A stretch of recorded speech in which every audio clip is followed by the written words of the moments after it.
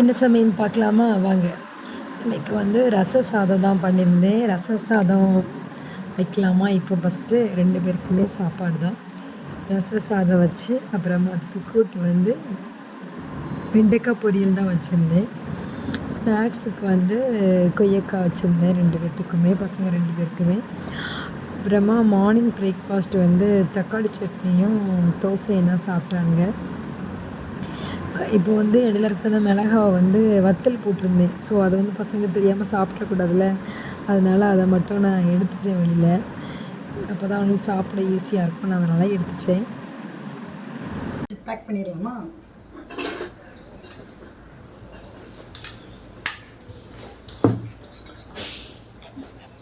வராத வீடியோக்குள்ளே ட்ரெஸ்ஸு போடல ஓடிடுங்க.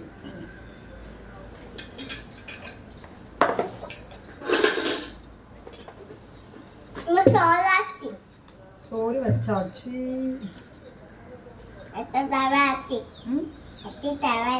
டவல் வச்சு, ஸ்நாக்ஸ் வச்சு, ஸ்பூன் வச்சாச்சு, ரெண்டுத்துக்கும் வச்சாச்சு. குட் பாயாக இந்த வீடியோ பிடிச்சிருந்தா மறக்காமல் லைக் பண்ணுங்கள், கமெண்ட் பண்ணுங்கள், அப்படியே சப்ஸ்கிரைப் பண்ணிக்கோங்க.